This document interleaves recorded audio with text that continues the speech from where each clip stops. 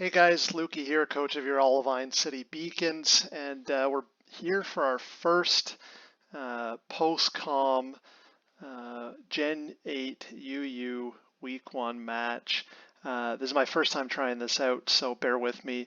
I don't want to do live stuff because I think it'll give away too much of my thought process, but I just want to go through each match, quickly look at plays that were fun, little trends, talk about the team a little bit.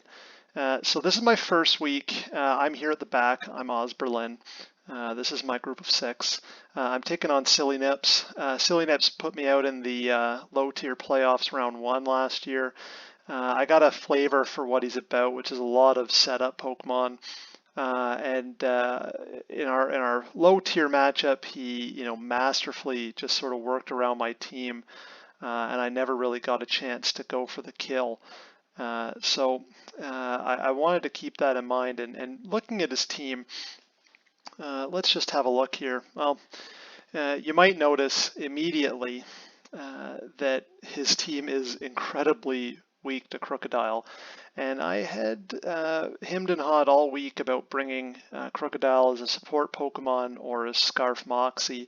At the last minute I decided Scarf Moxie, and looking at the team preview, he brought 6 Pokemon that are just not going to love this, especially with Como out of the way. So taking a look at the team matchup immediately, I thought, wow, this is looking really good for me.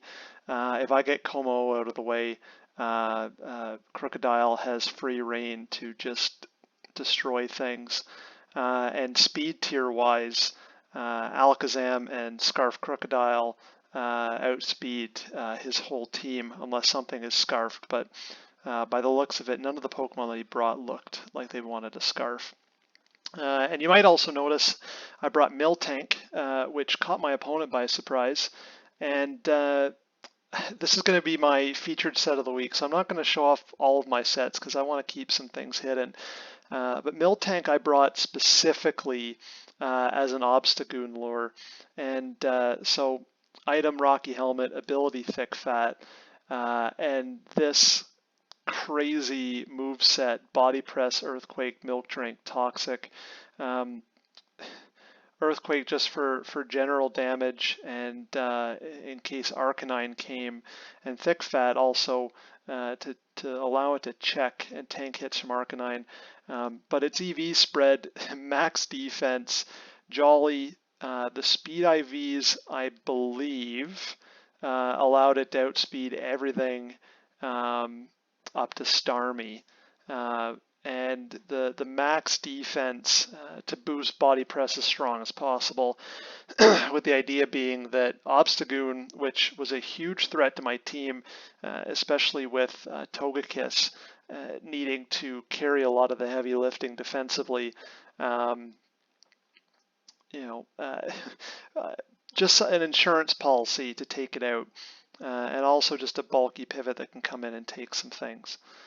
So again, I looked at the team preview and thought this is already a great matchup, and this team and this game is a good example of how I'm going to try and run this squad most weeks. Not necessarily with this 6, of course, but in terms of how it plays, with the end result being that Alakazam doesn't even see the field, but it's sort of my blanket insurance policy that if anything goes wrong, especially considering Silly Nips love to set up with everything, that this thing can come in, take a hit, and destroy something if need be. So let's go into the match. Not going to have any music, sorry for that, guys. And turn 1, so he leads with Starmie. I've got Heliolisk. Starmie just outspeeds Heliolisk.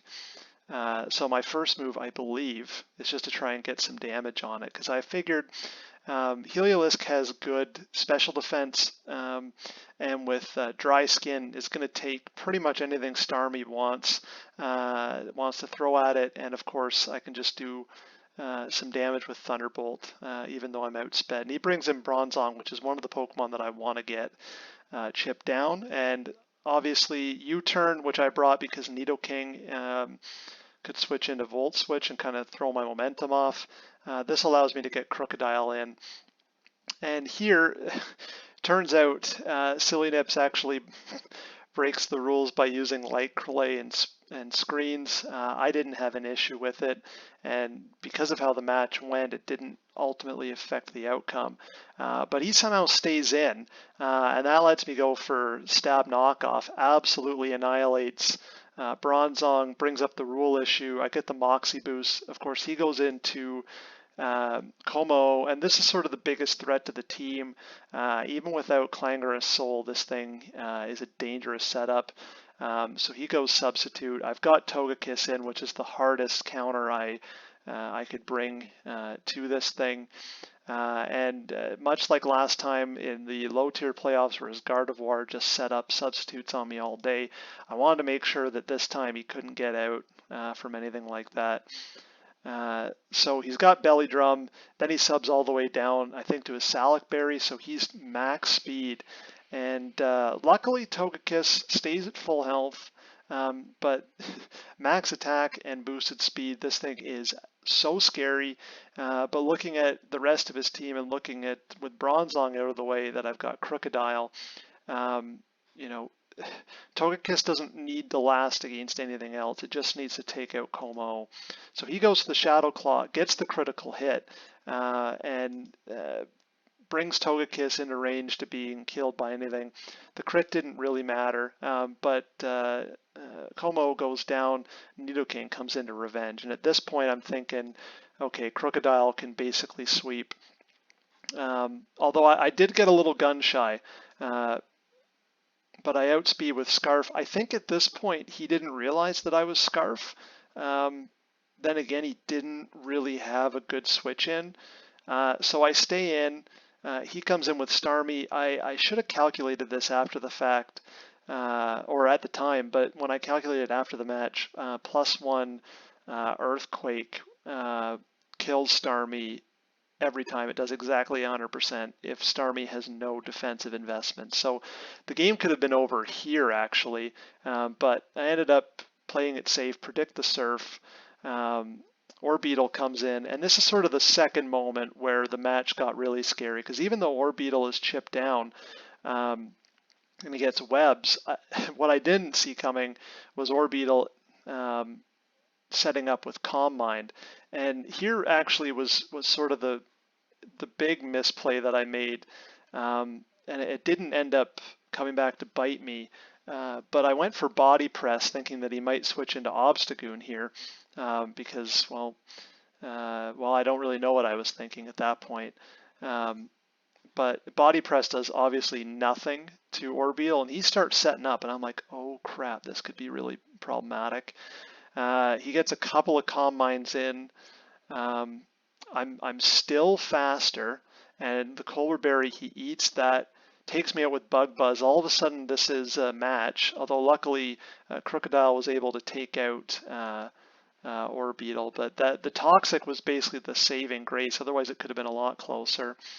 And here, Thug Chad comes in, and this is where Miltank sort of pays off perfectly. He goes to the knockoff. He takes Rocky Helmet damage, and even with the crit and Miltank, just over 50% and a little slower, it still takes that like a beast, and Body Press just absolutely annihilates this thing. And Starmie comes in, and at this point, Miltank's already done its job. I've got Heliolisk to clean up, so I didn't even need to bring Melodic or Alakazam into the match. So felt really nice to get revenge on Silly Nips after last season and what was a really disappointing end of the season for me. But it was a really good battle. He was really dangerous with all the setup Pokemon. I just happened to be really well prepped to handle those threats. And then Crocodile was the MVP just based on the type matchup alone.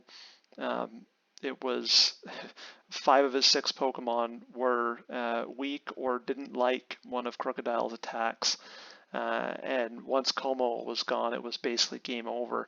And the nice thing is I get to keep some of my tricks up my sleeve for my next opponents. So anyway, thanks for watching.